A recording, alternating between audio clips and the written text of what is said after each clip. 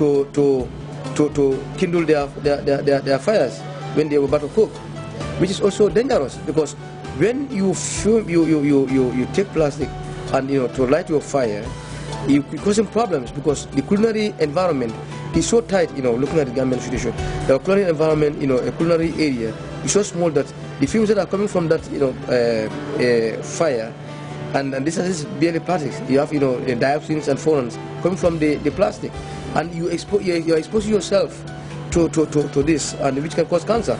And sometimes you find some of the women carrying their babies on their back, and the babies are also exposed to that. So that by the time they reach a certain level, they start getting sick, of sickness of which the cause might not be easily detected. Why? Because you might not have the facilities to be able to trace, diagnose a cancer at early stages. So these are some of the problems that we are facing. When women buy oil or palm oil, they put them in plastics, and when they come, they have to heat. They have to heat the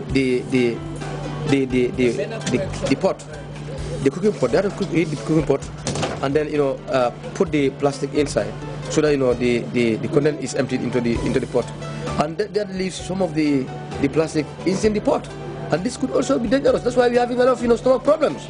People are complaining of stomach problems. Why? Because those are serious, very dangerous health practices.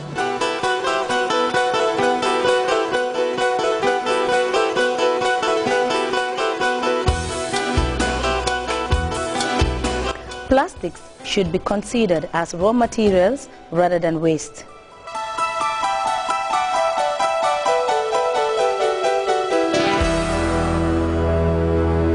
The best way to solve this problem is at the source. Can you imagine how many enforcement personnel you would need to go around just in Banjul, in Serekunda, in Basse, in Farafenya to enforce this kind of law? You would need thousands of people. So the easiest way to deal with it is at the source itself, the factories where they manufacture.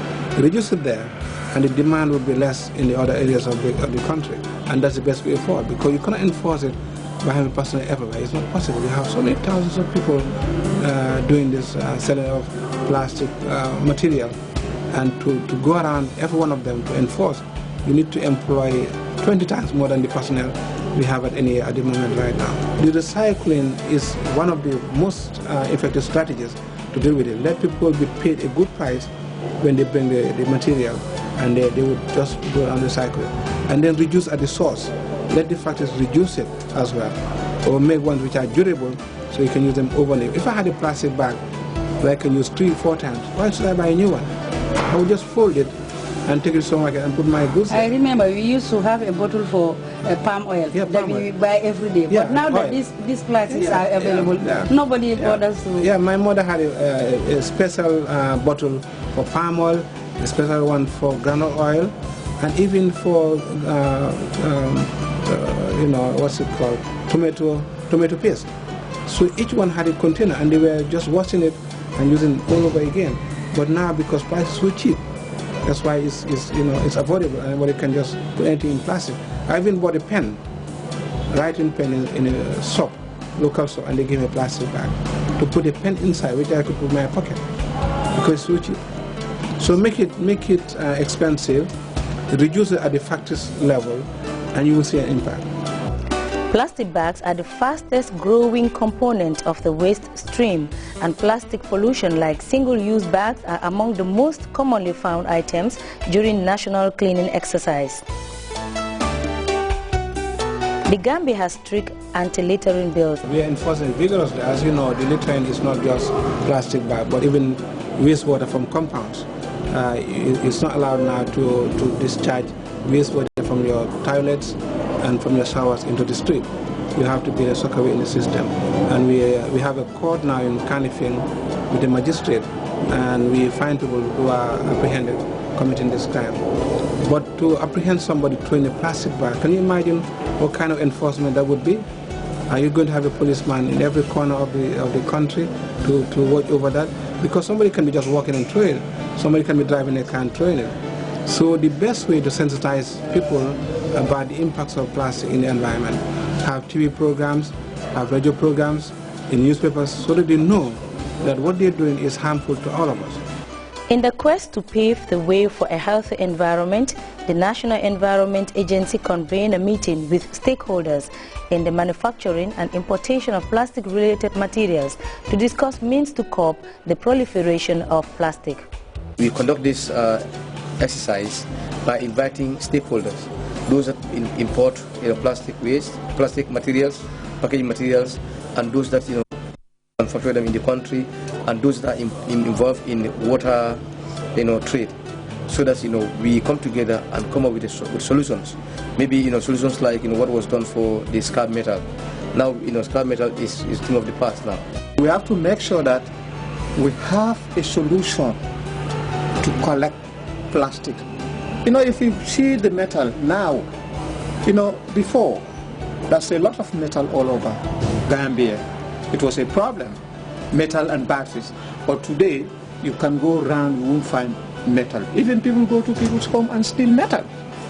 Now the same thing can happen to plastic. We have to sensitize Gambians. We have to make sure that there is incentives to collect plastic.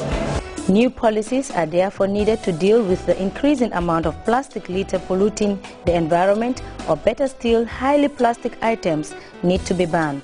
You see, the banning, that is not possible, because if you look at Gambia, all our domestic business, plastic is involved. You go to the market, you go to the supermarkets, you go everywhere, pharmacies, they are all using plastic. So the best thing is to give a transition, maybe 10 years, 5 years, then they will come out with another solution.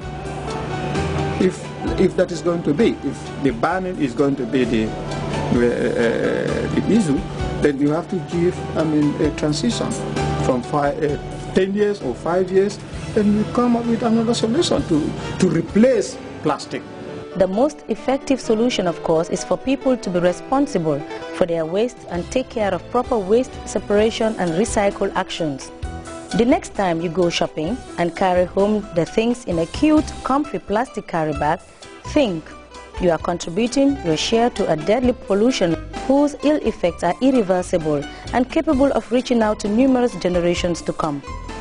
Although the Gambia is a developing country, the possible option could be the use of paper bags or biodegradable materials in the near future.